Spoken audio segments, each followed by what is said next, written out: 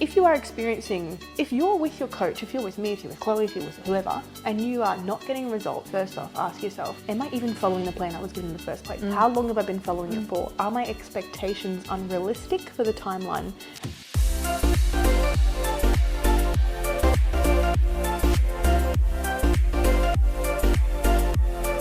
Hello and welcome to another vlog on YouTube and podcast on Spotify by the Fit Minds podcast. Coach Mariah Jean and Coach Chloe Jane here. Hello, hello. Hello, we're babyless today. Oh, good. Feel Yep. free. Yep, she's asleep. You almost woke her up before. I know, I was... Chloe, what are you doing? I'm just trying to make my life harder, obviously. Pretty much. It's all right. She's still asleep, guys. False alarm. Apparently, so is Lolly. Yeah. She's just timing of her snorts. Yeah. You guys are boring. It's like, shit the fuck up. We were just talking about candles. I just lit a candle. I love candles. Bitches love candles. I reckon I could easily, like the glass house ones, they're so expensive, but they're so good. Look, honestly, it's been a problem because Alex found out I liked Glass House, and now for some reason he has no money. I Wonder why. don't know. I think it's his fault, really. Yeah, exactly. That's self-inflicted. For being so nice. That's your own fault, Alex. Yeah, how dare you buy me? I can actually see, look, there's one there. Oh, yeah. Yeah. See, Spotted. the thing is though, I also enjoy the diffusers. The diffusers are nice. Because then, like the reed sticks, because then you're not burning through the candles as quickly. You know, all you have to do is fill the, get the liquid replacement. Put them in the toilet. Yeah. Not in the toilet. Oh yeah, that's a clever idea there. But they have like, Yeah, they got Glass actual... House do like the car diffusers. Nice. I didn't know that. Yeah. That'd be good. Yeah. You just gotta go So into- good you want to go for a drive all the time Yeah. just to smell it. Get it in ya. There's something wrong with us. But you know what's funny? I think most women would relate and say, yep, no, I'm there with you. Love I candles. feel like you either love or hate them. No, you love candles. Everyone loves candles. You don't love candles, you're not a real woman, are you? I know. You can't not love candles. I was gonna say, whenever I walk past like a market stall selling candles, I'm always like, all right, I'll buy a Candles. couple. Candles and soaps. Oh, We're yeah. at that age. I know. Well, How I'm at sad. that age. I feel like I'm mentally at that age. I'm just bringing you up with me. Or down, either one. Anyway, we get stuck into today's podcast. I love that you asked me literally 5 minutes ago, what are we talking about today? Look, my brain is scattered at the moment. Chloe's definitely done her research today. I'm tired. It's all right. Sometimes I forget what we're doing. Yeah. Yeah, at least you know that we haven't written anything. Like, we're reading off a script. This is is not like, prepared. Mariah, what are we talking about today? Sometimes you think that we're prepared. We must sound very prepared, very professional. No. Well, it's handy that podcast that we did about nutrient timing because I'd literally just done a big case study on it. Chloe wasn't like dropping hints or anything. We should do something on nutrient timing. When it popped up, I was like, fuck yeah, I know about this. Excellent topic. Good choice, Mariah. So today's topic, I don't even know whether anyone's going to listen to this podcast. It's probably going to be people who do this, not necessarily people who do this, because people who do this are probably going to feel like I'm calling them out. And I'm calling you out. If you do it, no. People get offended. Offended. Also, like, I think some people really, and this is probably the same type of person, but struggle to take responsibility for their own fucking actions. And Have the blame game. yeah, going on. And there's, we'll break it down. We haven't even actually said what we're talking about. No, but there's a title, so surely people would understand. We get there eventually. We're going to talk today about coach hopping. So the process of what is coach hopping, Chloe? It's when you go from coach to coach. Pretty much, you're a little coach whore. Oh, Yeah, There you no, go. you are. I You're was not going a to say, coach I've whore. only been with you, babes, so. Don't you dare call me a coach whore. You're a loyal married. Yeah. You've settled down. That's it. Yeah. You know. I've pitched my white You picket found your fence. coach. You don't want to. Well, I hope you don't. Anyway. No. Secretly. Awkward. Coaching herself. No, definitely not. Look, honestly though, coach hopping is. I've seen a lot of it Yeah. in my time. Yeah. As in, not technically with me. I've seen people go to other coaches, and Yeah. you know, not a lot. As in, Yeah. most of my client base. I'm going to say like 3/4 of my client base stays. They come and go. They come back to me, or if Yeah. they go, they come back. They go, Yeah, they come yeah, back. yeah. About a quarter. Go to I've someone seen else. go to another coach, but go to not just one coach, multiple different coaches. I saw one of my previous clients. I can say this because they're not with me anymore, and because I don't care. I'm not going to name them. Yeah. Who went through? Are you ready for it? In a space of 2 years, 6 Wow, eh? coaches, and I was just watching for the sake of watching, going, "What are you doing, girlfriend? What are you doing?" What do you think the main reasoning behind it is? Well, as we were talking about lack of responsibility, they have this idea and as we said in the caption, that there's this magical answer they're looking for that the other coach hasn't been able to provide. Yeah, or they've given them something or advice or an answer that they don't necessarily agree with. They don't like, they don't agree with, they want a quick fix, they want to start using PEDs. Well, it's like, yeah, or we had the conversation the other day about, my brain's gone. We did a podcast on it. Oh, about if you can afford coaching. Yeah. And if a coach is cheaper. Yeah. I've seen a couple times with a couple of my clients, and this is the interesting thing, right? I'm not bitter at all, but I will be very honest about it. I won't, again, mention it. 2 particular clients that I'd seen go to a particular coach who tends to do this thing where he poaches people. So he will message my clients, get in their head, even if they've done exceedingly well, as well as you could possibly do in a competition or... See, that's a coach's, like, fault. But see, there's these innocent people, girls out there, who, and guys, who don't know any better. Imagine if you got inboxed by a coach tomorrow and went, I know that you won a title, an overall title. But I can do with one your coach, better. but I can do one better. What the fuck do you think you can do for this person that they haven't done for themselves already? Because this is an important thing we've got to realise is that coaches have this, especially these types of coaches, have this ego about them where they think that they are top tier, the best thing since sliced bread. Yeah. This particular coach, because I will mention it because this person is an absolute twat. He's gotten his bio best sports nutritionist or something like that. He's not even qualified. Yeah. Right. So he's labelled himself as a sports nutritionist. He's never studied, and so. I've got this guy blocked because he is an absolute, he's a piece of work. Yeah, okay. Goes in, inboxes. I mean, if it's poaching your clients, I don't fucking blame you. Not just my clients, other people's clients. Goes in, inboxes people, intimidates them, intimidates their clients. Is this the one that messaged you about when you competed? Yes. Gotcha. Yep. Following. And I beat his partner by 3 places. And in this whole scenario, and people know him in the industry too. Yeah. I'm not going to name names because I'm not interested in doing that. People probably already know. But it's one coach in the industry that I've had this experience with. There are probably others, but I just ignore them. I don't care. Yeah. But I get screenshots as well from my clients who have been messaged by other coaches who say to clients who have coaches, how are you going with your coach? Are you enjoying your experience? Just checking you're happy. See, where's the respect, coach to coach? Respect, but also if you were doing a good job with your clients, I've never done this. Yeah. I have never messaged somebody. You shouldn't have to poach. With a client. I've never messaged someone's clients and gone, how are you going with so-and-so? Motherfucker. I would literally respond back and be like, what's it to you? Yeah, so 2 of my clients did get this, current clients, love you to pieces, ladies, you know who you are. They got messaged by 2 different coaches, male coaches, saying... I'm quite disappointed I haven't been messaged. Chloe's like, am I not desirable enough? I think they know you're loyal, darling. I don't think that they know you're not going to stray. I'm a coach with you now. It's not just about loyalty though. Like, here's the difference, right? You can be, so in that scenario, they were messaged by these coaches and they've sent screenshots to me of what these people have said. Yeah. And the first one I actually confronted him about it. Because I was like, I'm done with this. Yeah. She had, did it again. Have no interest, absolutely no interest in changing. She's like, no, like, I adore Mariah. She has got me out of some of the hardest places in my life. And she literally said, like, no. Appreciate it, but no. And now she finds it really awkward because she's got to go and be in his vicinity all the time with, certain events and stuff. Gotcha. It's like, bro, you're not helping yourself here. And you're desperate. You're obviously not focusing on your clients enough. You're not getting referrals. You're not building up your business the way that you need to.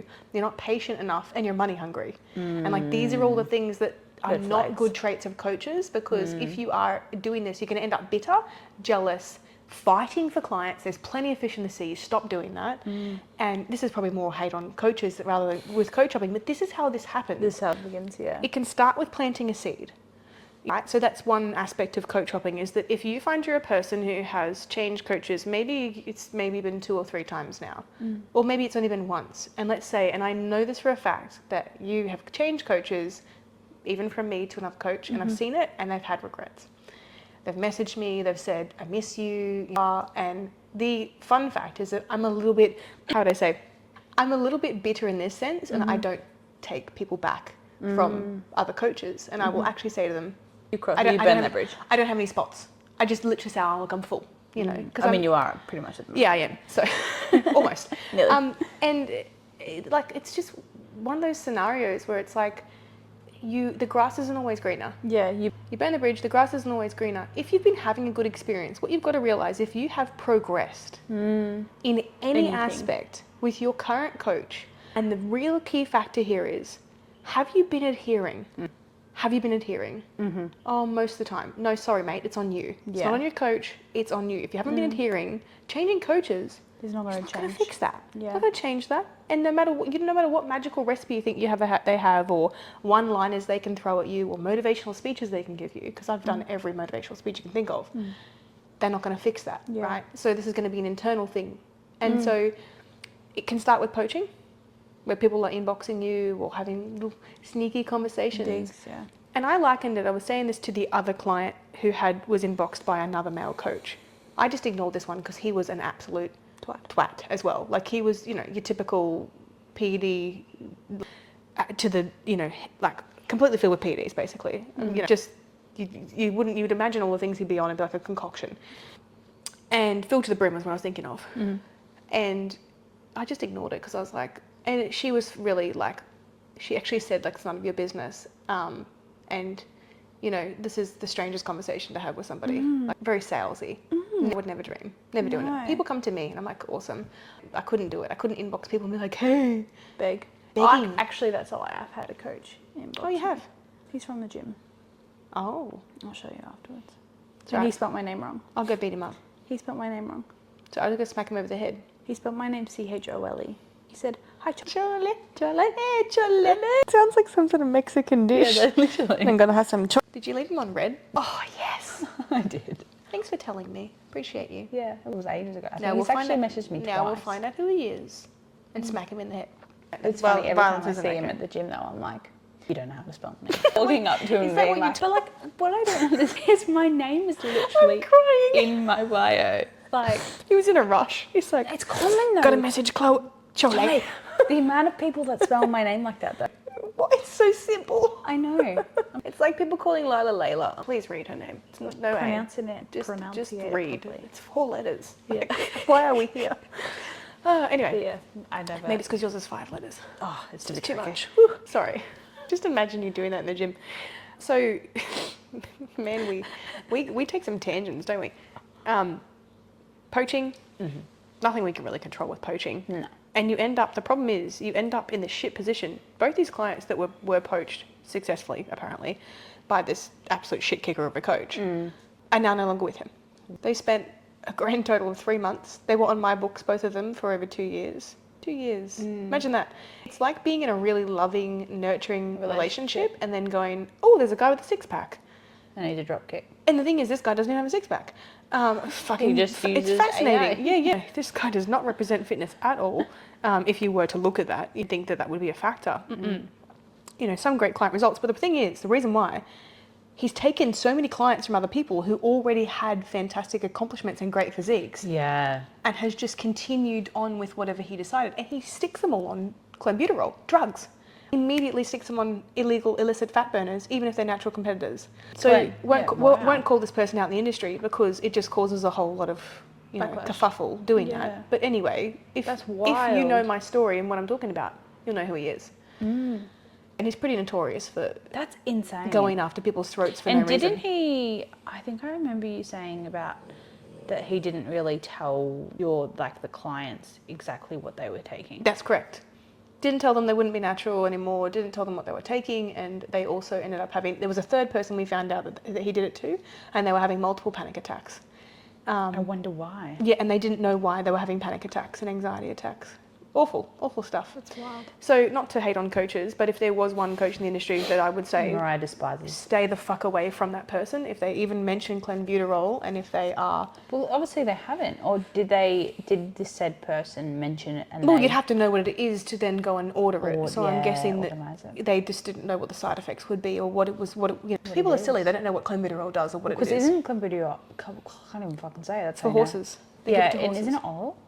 Yes, very liver toxic. Anything oral would be. We won't go down the path of PEDs, but so poaching is one way. If you're being poached by another coach, if you are being inboxed by another coach, and another coach is saying, "Hey, I see what so and so is doing with you, and I think X, Y, Z," do not, whatever you do, that is literally as logical as I said, being in a loving relationship and someone is inboxing you trying to cut your partner's grass and trying to take you away from your partner.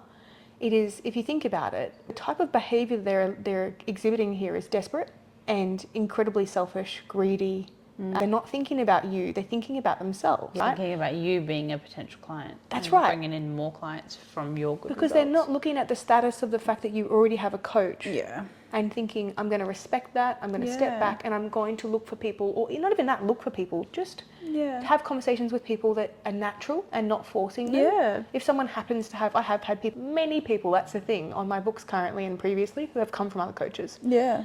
Lots of coaches in the industry who I've got their previous clients, they've never had any of mine, okay? And it's not saying anything bad about them, you know, but it's just different coaches, different cliques, whatever. And I don't, but I've never, ever, with each one of those people who've come from a previous coach, have I ever, if you could go back through DMs, being the first person to message that person and say, hey, blah, blah, I don't follow them, I don't engage with them, I don't know who the fuck they are, I couldn't even remember their first name, because I just am not focused on people who are not my clients. Yeah. And who are not my potential clients from them wanting to come to me in the first place.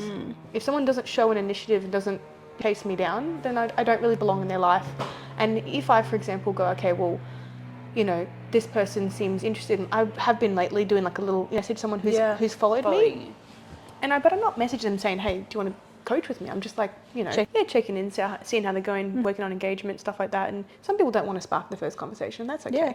And if they don't reply or whatever, it's like, okay, cool, no stress, but it's not, hey, would you like to start coaching with me? So poaching's the first problem. Poaching's a big problem for coach hopping, because there are coaches all over the place trying to steal people's clients and all this type of stuff, and there's nothing we can really do about it other than be our best as coaches, and that people will probably eventually figure out, okay, maybe the grass wasn't greener. Maybe I've got myself in over my head here and regret it. Yeah. I have regrets. Yeah. But I do encourage people, if you are with a coach that you are finding doesn't reply within a couple days, that they're late with things, lots of mistakes as well. Everybody makes mistakes, but I'm talking like everything's just riddled with mistakes. Yeah. If you have a bad feeling, if they're making you feel uncomfortable, you know, just feel as though there's no sort of spark, they're not interested in you, they're not invested, they're a bit AI sort of vibe. Yeah, like monotone conversations, they're not thinking outside the box, they don't come up with solutions to kind of work with you. These are signs, and especially too, if I honestly do believe this as a coach, that your coach should not just be writing a training program and doing up your macros or your meal I think plan. the way I look at it as well is, right, you come to a coach for a reason. We're here to help you progress. We're here to help you towards your goals. And if your coach isn't doing that and you're being adherent, you're doing all that you need to do, and you still feel like you're not making the progress that you want, then that coach isn't doing what you're paying them to do. And it'd be a very rare circumstance where this would actually be happening, right? There's a couple of instances where it would be happening. Coach doesn't really identify what's going on that isn't working. Maybe you need a diet break, maybe you need lower calories, maybe you need some adjustments, whatever. You can't determine that, but maybe they just haven't really picked up on that just yet. Yeah. Unqualified is usually the most common one. You've got a PT trying to be a nutritionist and they're giving you terrible nutrition advice and you're feeling like you're not getting results. And another one I've seen lately a lot of is poor programming for women, men programming cable kickbacks and just stupid, don't get me wrong, cable kickbacks are okay. But there's other exercises, we won't go into that. Just exercises that are just not challenging enough, that are just kind of like, you know, body weight squats and stuff, maybe for a beginner, that are not challenging enough. And so then they're not seeing results because they're not progressively overloading, they're not training hard enough, because the men are assuming that they just want a pussy program. And it's like, so then I get these women coming to me from other coaches, even I've had one from a mainstream one lately, where she said, like, I just don't feel challenged enough. Got into my training program, went, holy shit, yeah, here we go. And she started seeing visibly results within the first 3 to 4 weeks and went, this is what I wanted. This is what I wanted. So I think that if you are experiencing, if you're with your coach, if you're with me, if you're with Chloe, if you're with whoever, and you are not getting results, first off, ask yourself, am I even following the plan I was given in the first place? How long have I been following it for? Are my expectations unrealistic for the timeline? And you're only going to know that based on what's realistic to achieve in a short space of time, Exactly right. right?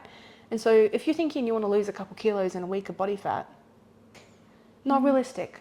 Stop it. With another coach, Give me some muscle growth in 3 months. yeah, like Yeah. you know, exactly. I want to grow. I really want to grow. I want to go into the wellness category in 6 months, and you've got no ass. Sorry, it's not gonna fucking happen. Whether you have me or whether you have one of the best coaches in the industry, it's not necessarily about having the perfect plan, right? Because it's not going to change it. It's not going to change the outcome. The outcome is still factual. Yep. A certain rate of loss per week of body fat can be facilitated before we see atrophy incurred, where we see muscle wastage. So we will know that number because it's a fucking percentage, not a round number. So we'll go, cool, we're kind of getting close to a point where we're going to start eating your muscle here. Yeah. Also, when calories are too low and you go, oh, I want to, can you lower my calories? You end up hungrier and you end up wanting to eat more food anyway. You end up more enticed to binge. Yeah, binge deprived. So if you're with a coach currently and you're questioning their protocol, but their protocol would otherwise work gradually over time, and you're just impatient, if you're impatient, You are the problem. you're the problem, and changing coaches is only going to piss the next coach off just as much, or they're going to make you false promises. And you're going to end up in a position where maybe they give you something that is just not good for you, just to, you know, keep you happy. Because, you know. No, I'd personally be told, hey, look, this isn't going to be achievable. We need longer, or et cetera, rather than being told, yep, we can do it. Let's go. I'm going to smash the fuck out of you. And you're going to potentially not even achieve it. And this is the thing. This is why coaches have to be realistic with their clients about what's achievable, especially in things like comp prep as well. You know, I want to do a comp prep. We've got 20 weeks to a show. This percentage body fat, we need to be here. That means this rate of loss per week. I've calculated everything out, and you're probably not going to come in lean enough. Oh, but I still want to do it. Just letting you know, probably not going to do as well as you want to. Do you want to compete? Do you want to place? Like we talked about in the previous podcast. So there's being realistic, being honest. If your coach is telling you something, please listen to them. And otherwise, if you want a second opinion, by all means, maybe chat to another coach. If you are worried about something your coach has told you, feel free to chat to us. But by the same token, if your coach is right, I'm going to back them up. I'm going to be like, yes, that's correct. That one, maybe not so much. This one, yes, I don't really agree, but I don't often say like yes or no. I'll be like, oh, yeah, maybe not. Oh, look, I'm not quite sure about that one, so maybe not. But if I know for a fact they're just telling big fucking fibs, I'm like, right, no, we'll call you that. Yeah, I'll call them out for it. But yeah, like this, it's a really fine line. People don't know. It's a hard thing whether what their coach is telling them is true or not. So the best thing you can do is go to somebody who is fully qualified, registered, insured, and is doing this shit legit and can prove that to you. Because then we're all on the same playing field. We've all got this, you know, similar knowledge base. And but jumping ship is, what's the other thing that it does as well? Like, you know, from coach hopping is, let's say you've started to just get a connection with this coach and they're getting to know your body and they, you know what I mean? Like, they understand certain parts of your cycle and certain parts of your cycle. They understand even just your personality traits, the way that you function, the way that you operate, the way you communicate. And they are figuring out also how you are motivated. So how you're driven, what you're motivated. We talk about the COM-B model, right, in our studies. There's certain things they need to say to you to be able to get you to do things or to help you move forward or whatever. And let's say you get to 6 months and you get itchy feet and you go, oh, so this is really common. I saw so-and-so win the overall bikini. Bye. Oh, I saw so-and-so win the overall fitness. You see it all the fucking time. Oh, so-and-so went pro as a coach. They went pro. Oh, I'm going to go and coach with them. And their business blows up. Happened to me. As soon as I went pro, business blew up. And I was like, still doing this before I went pro. We're still helping out people. We're still getting first places, still getting overalls. Just because you've done Just because I won. And it made me angry because I was like, I ended up with 12 athletes in one season. That's wild. And I was like, whatever, you know, get these girls to stage, do the whole shebang. But then I think a good 4 or 5 of them are now with other coaches. They're coach hopping themselves.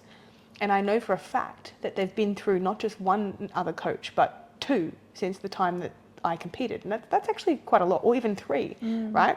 And the crazy thing is you don't give yourself enough time to progress with that coach, which would have happened whether you change coaches or not. And what's interesting is half the time you change coaches, they're giving you the same fucking answers, just said slightly differently. So they will in the beginning give you those false promises. Oh, you know, we can do that for you. Yeah, that's definitely achievable. I think the most common thing I've seen from people coming to me from other coaches is, you know, they've not achieved a goal because their coach hasn't given them enough time, or they've given in to the client saying, I want to achieve this in 10 weeks, and the coach has said, yeah, okay, no worries, this is doable. And they haven't actually known or calculated or figured out whether it is possible. So I've seen it very commonly with preps, 8-week preps, 10-week preps, 12-week preps, where they've taken extreme measures, 16-week preps. And so then this person has also got in their mind that that's all they need to do is a 12-week prep. And here I'm saying to them, like, we have got a bit of body fat, so we've got a bit of a long timeline here with diet breaks and with everything else etched out. And so people wonder why my girls get to stage in the condition that they get to stage in, is because we take our fucking goddamn time and we perfect it, and we don't put you on stage unless if you want to be competitive, unless you're fucking ready. Yeah.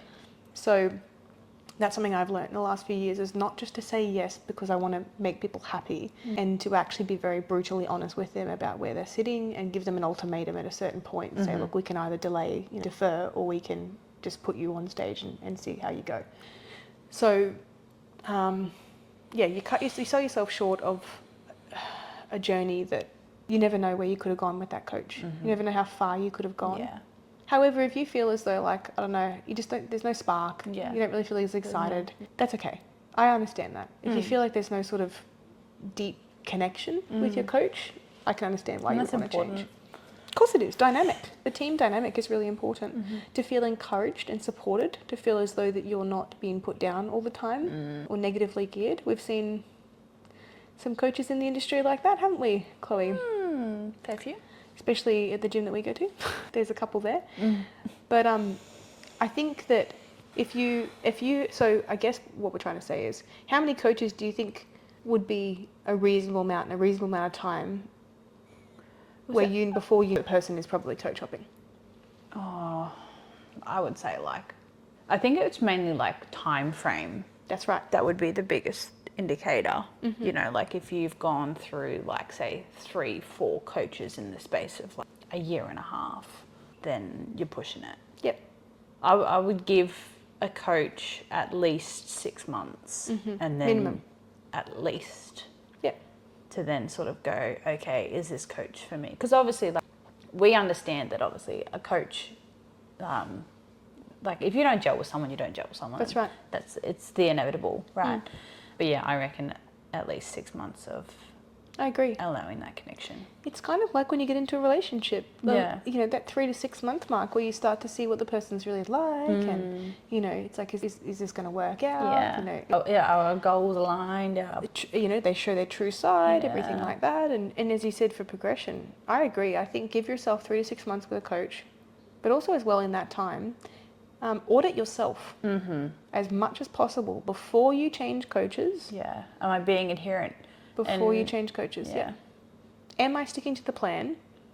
Or sort of determining as well the reasoning why you're not sticking to the plan. Is this a me issue? And 9 times out of 10 it is. Yeah.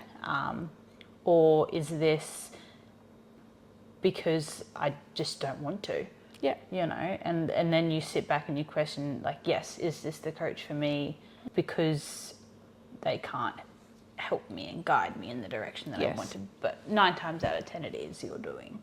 Well, if your coach is answering, I don't know, or if the answers they're giving you, you try them for a longer period of time and they're not working, I don't know in many instances where this would be the case. See, a lot of people as well will go, oh, okay, I'm not sticking to the plan, let me just drop off the face of the earth, rather than reaching out to the coach and just being like, hey, look, I'm really struggling to be adherent right now. What can you do? What can you recommend? Even their life circumstances. Taking accountability. Yeah, and not being ashamed. We see this all the time. We see it all the time. And it's like, I've seen some people, as you said, drop off the face of the earth, not message, not check in.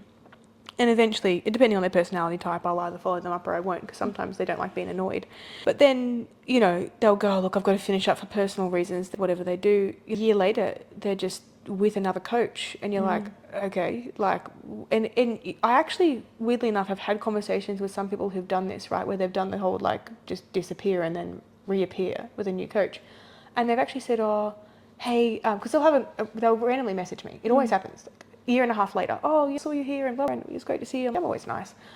And then they'll be like, by the way, the reason I did that is because I wasn't adhering and I was really embarrassed. And so I felt like I didn't want to message you and be like, hey, I haven't been following the plan. So I just thought it was easier to quit and then give up on myself and then start fresh with a new coach.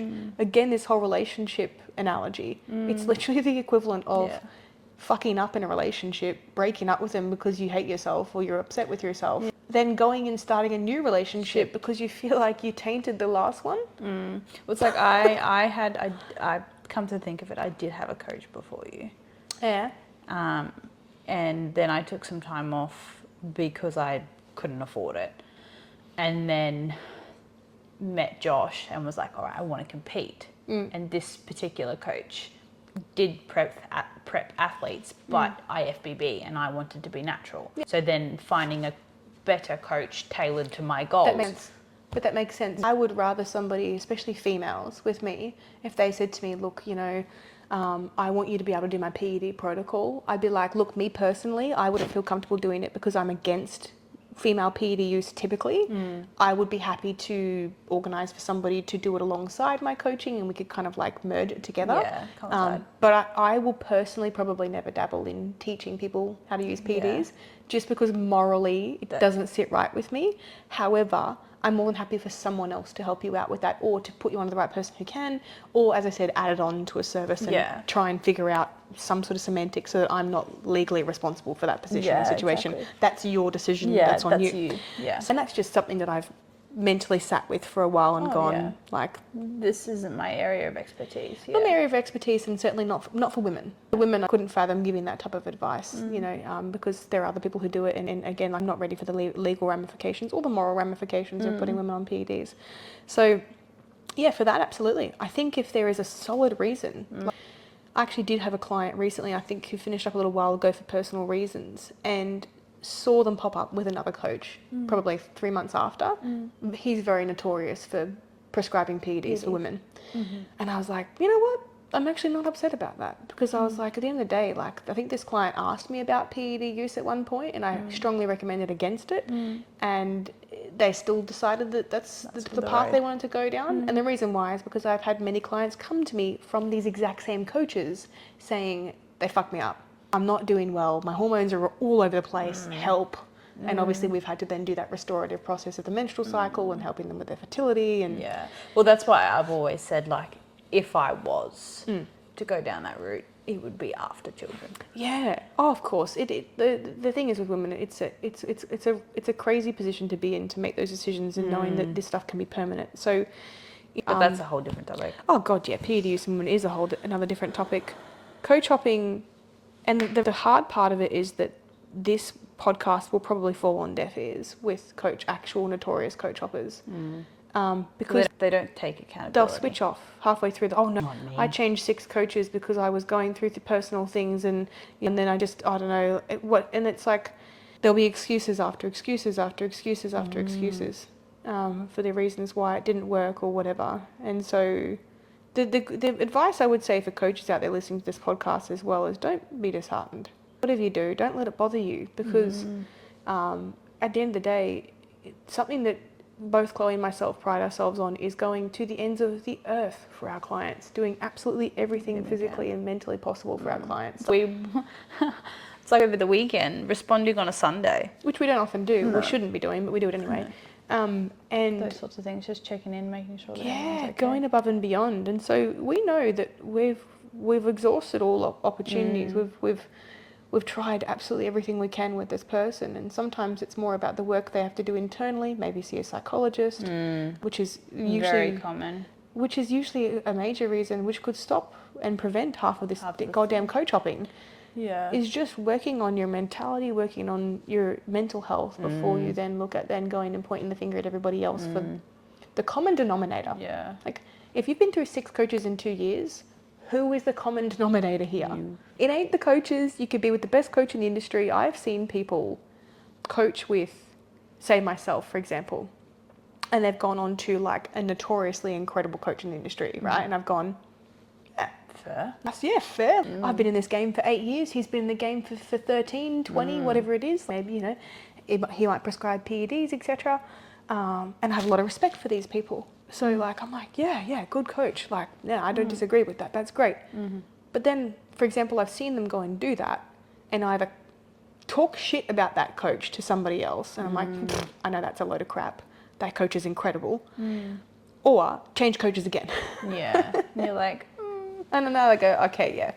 yeah. So obviously you just literally grasped onto the next exciting thing that you could. Yeah, it's like a shiny star. Shiny object syndrome. Yeah. Here, this new coach is going to change everything for me. It's like you still have not got to the bottom of the problem, which is your own shit. Shiny object, Monday start fresh, January, a new outfit. No matter what tool you try to use is not going to change the heart of the problem, being that you need to address your own problems that are much deeper than this surface level stuff. Yep. So, but yeah, I think that it pretty much covers coach hopping. The downsides is that you don't progress properly. You don't have enough time. You enable your own impatience. Yeah. So you're literally just giving into your own bullshit. Yeah. And the other downside is you certainly rub people up the wrong way, because the funny thing is, coaches in the industry, I was going to say, we talk. We talk. We know about all of you notorious coach hoppers. We all talk. We will often, and this is funny because you think, oh, this is a blatant, you know, that's, what's it called, a privacy? No, it's not. No, it's not. You know, we are literally talking to each other going, oh man, she came from you, like, or he came from you, like, did you have this problem? Yeah, we had this problem. And it's like, it won't be personal stuff, but it'd be like, coaches talk, we talk. It's the same as any other industry. Even photographers, they talk and say, don't work with that model because they are notoriously difficult to work with, or this or that, they're that. Yeah. Because as coaches, we're humans. We can only bust our asses so much. Struggle so much. Yeah, we can only help people to a certain extent. And I don't do it often, honestly. I've probably had this conversation once or twice with a couple of coaches in the industry. We don't like bitching. We like to protect each other, because sometimes we can inherit something that we don't want and that it needs to be addressed some other way. So, but yeah, sorry, it's a brutal podcast. Calling you out on your bullshit. So before you want to change coaches, whether it's from me or from somebody else, and if you're thinking currently, if you've got another coach that isn't Chloe or myself and you're thinking about changing, this is going to sound really controversial. Have a discussion with your coach first. Talk to your coach. Yeah. Ask yourself some questions. Yeah. You know, like, how long's it been? Is the biggest one. Another huge one is how adherent have I been? Across that period of time. Yes. And for those asking, no, 70 to 80%, it's not quite adherent. No. Why haven't I been adherent? And really ask yourself why. You know, don't, because this happened and this happened and this happened. Like, was this in your control or was this beyond your control? Like, we understand that life shit happens, and some things are out of your control. You know, with these things that could have been prevented if I had an honest conversation with my coach, and then have the conversation with your coach about these things, like, hey, I haven't been adherent because of this, this, and this. How would you recommend that we move forward? And then give yourself even more time to then become more adherent. And if it then doesn't happen, then it's time to find a new coach. Especially if you're finding that the things you're requesting of your coach aren't being met. Being met. They're kind of not hearing you. They're palming you off a little bit as well. They're kind of saying, like, it'll be fine, you'll be right. You know, just do this. They're very short with you. They're very brief with you. However, there might be a point as well where your coach has reached their tether with you. They've been like, I have repeated myself over and over again here. You know, it might be then, okay, well, maybe we need a psychologist and we need a coach. Or we need a psychologist. Like, I binged again, I binged again. And your coach has been like, hey, try utilizing this, try utilizing this, try doing this, try doing this. And then if you're still continuing to be a part of those actions and they're giving you advice and you're just completely disregarding it, then that's on you. And you need help. Yeah. I'd go to a psychologist first and then maybe come back to your coach. Sorry. And like, look, you don't have to be with your coach at that point either. Correct. Like, absolutely. If someone was to come to me and be like, hey, look, I need to take time off coaching. I need to go speak to someone, I need Yes. to work on some things, I would be like, fucking All finally. for it. Yep. Absolutely. Yep. Like, off you go. I 100% agree. I would rather someone get the help they need, go see a psychologist, go work on themselves than me have money coming into my account for coaching Like that they're not utilising. We're a team, right? Yes. And I can only be as good as you are. Yes. Yep. Coach is only as good as their client Exactly. If you're not 100%, then I can't be 100%. We are not your mother, right? As much as what we are very maternal. We're not your mum. We don't spoon feed you. We are not in this position to do things for you all the time. We're not in a position where and I've said this before, coaches are like teachers and mentors. We are not the tradie that comes into your house to fix your drywall. We're not physically doing this stuff for you. We're not meal prepping for you. We are not. That's all on you. Yeah. We can write the content, we can write the material, we can give you some motivational advice, we can give you some tips and pointers, we can really give you as much external influence as possible. But the physicalities of it, the actual, the doing, the action part of it is your job. That is your job. So we've got to get out of that mentality. Don't coach hop, honestly. I've had 2 coaches. I think I've had 2. Well, see, I've had 3. My first one ended up in jail. That's a plausible reason to stop coaching.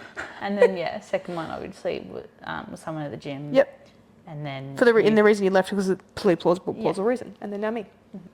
I had 2. Yep. One was still my all-time favourite coach, but he's not coaching anymore. He just took a step away from it and was doing different jobs and different work. I think he found it difficult to juggle the two. Then I coached myself. Yeah. Because he actually told me, I think you can do it. He actually told me, he said, I think you can coach yourself, which was really cool. Yeah. That he had that faith in me. He was a really good friend of mine, still is. And then the next coach I had was a colleague in the industry. To be completely honest, one of the major reasons I coached with her is because she was getting some good results with figure athletes, and I was just intrigued. And I kind of wanted to apply it to myself and see if it would work. And her off-season style, and I was around the same time doing my comp prep course, so it all kind of married together. Yeah, blended. And I didn't learn a hell of a lot, but there were some really simple applications that I was kind of probably not quite applying the way that I should have to myself. And then I was because you were also saying that you applied some of her business structure as well. A little bit. Yeah. I actually simplified my business a bit more because she taught me as a coach to stop doing so goddamn much and over delivering all the time. And I actually simplified my communication a little bit because it was a lot. I was being a little bit too available to people. Yeah. Oh God, yeah. Care too much. And I learned from her the basic principles of just take some time for yourself. She was very good with putting time aside for her own training, for answering messages at certain times, for not apologizing all the time, for being very factual and unemotional in certain circumstances and situations. And I actually, weirdly enough, when I signed up with her, thought she must have been this person who was just like, incredibly emotionally supportive and like over the top. And she was very simple in the way that she did things, and I don't know whether I would return to her coaching, not necessarily because she's not good at what she does, but probably I need a little bit more of that. Like, I do need a bit of an emotional bond with a coach, probably less than the protocol itself. I know how to do the protocol. Yeah. I need a coach who can give me the warm and fuzzies. It sounds odd, but like not in a way that like does more than what a coach actually does. Just says things that like, you're like, all right, okay, yeah, like. There's something that I'll finish with this. My previous coach said to me once, and he sent me this text message, which was, because we hadn't spoken in about a week or so, because I usually go quiet when I'm not doing well, having a really hard time in prep. And he just could tell. I don't know how he could tell. Sixth sense, no idea. I usually do this with my clients too. I can kind of tell, like, hey, what's going on? Yeah. And I said, like in the trenches, I don't know what I said to him, but I said, like, I don't usually buckle, but yeah, it's been a fucking time. Yeah. And I still have the text message, and it was something like, he used to call me little buddy, so sweet. One foot in front of the other, one day at a time, and the next will turn into the next day, and the next day will turn, and then soon enough you'll see that you'll be at the end. And you start then implementing that motto. Pretty much. I love that. Yeah. Using that type of principle. That was a big thing when I used to suffer really bad from anxiety. That was one of the biggest things that I learned throughout I think I saw a psychologist or a counsellor on repeat for probably like 5-6 years. That was one of the biggest things, one day at a time. You don't have to think about everything. And it doesn't necessarily need to be a bad thing. No. You've got an exciting event coming up. Yeah. All right, one day at a time. Let's go. And then I'm one day closer. Yeah. it's fascinating thinking that you only have the next 24 hours in front of you at any given point in time, right? And you are in control of what happens in those 24 hours. Terrifying sometimes. Yeah. Also incredibly exciting because exactly you get to make the decisions about it. Sometimes it's best case scenario, sometimes it's close to worst case scenario, but you do what you can with the situation. But you're right, it really does. It changes you when you have this relationship with your coach. So, you know, I probably will end up with another coach at some point. I don't know whether my next prep I'll prep myself, but by the same token, I'm very mindful. I'm not now postpartum going, ooh. Do you know what that reminds me of? Carol, if you do this snippet as the snippet of the podcast, that'll suck people in. You know, I'm not immediately thinking, who's my next coach? Yes, I'm probably on the lookout for another coach at some stage. Watch your inbox be flooded. No. They honestly probably realise that there's not much they could deliver. I know it sounds very cocky, but there's not much they could give myself. I can't give myself. Just because you're like, yeah, I already know that. Yeah, I already, yes, I'm aware. Tell me something new. It would have to be somebody who's a lot, like who can handle, you know, come over the top of me almost and like be go, like, hang on, snap me shit. I know you know that, but I'm your coach right now. So. Yeah, like listen to me. Yeah. I need that authority. I feel like you need a male. I do prefer male coaches, and I'd never been with a female coach before. But yeah, as I said, the beautiful things that I was with T from Bodybuilding Dietitians. The beautiful things she taught me in the time that I was with her was to not be so available and to be more factual and less emotional, and that was really valuable for my business and for me as an athlete as well. To be able to prioritize myself a little bit more and not necessarily always put my clients constantly above myself. Yeah. So yeah, I'll be on the lookout eventually, but for now, it's not a rush. No. I'm not rushing, you know. It's like gaps between relationships as well. Like, you don't need to go out there and find the next shiny object or who's won the next title, because it's going to be someone different next season and someone different after that. And I swear to God, if you sign up with me just because I win an overall title in a season, think differently. Think of it in another way and go, you know what, maybe I need to look at her past track record as well. Yeah. Do your research. Yes, she's been successful, and that is a good enough reason every season to want to be with someone. Every season we've had first places. But she also does this, and she also offers this, and she also provides me with this, and blah, blah, blah, blah, blah. Yeah, don't just sign up with a coach because of shiny objects or because they've inboxed you or because they've given you all these promises. Look at their track record, have long conversations with them, see how much they're willing to give you for free before you sign up, and then make a decision about potentially maybe changing coaches after you've considered all those factors as you've mentioned previously before you do that. Internal reflection, it's a beautiful motherfucking thing, isn't it? All right, we're done? I think we're done. I'm hungry. I'm hungry too. What is the time? I can see your belly grumbling. As in, I can't see it, but I can see it. You can see my brain fog going. Chloe's like, shut the fuck up and let me eat, child. We're going to go have some lunch. Alex has just called me as well. He's probably dying. Dying? No, he just calls me randomly for no reason. He's not dying. Dying because I'm not calling him back within 5 minutes. Why is Mariah not calling me? He's needy. No, he's not. He's not. He's good. He's not needy. He's a good man. He's probably calling me to ask me about something related to the baby, I'd say.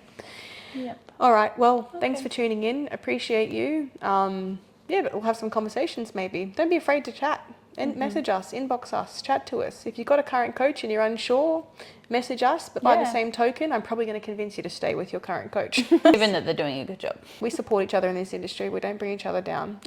You know, it's about trying to get you to where you want to be, not necessarily. We're here to support you. It's not about making money and not about poaching clients. Fuck that. No.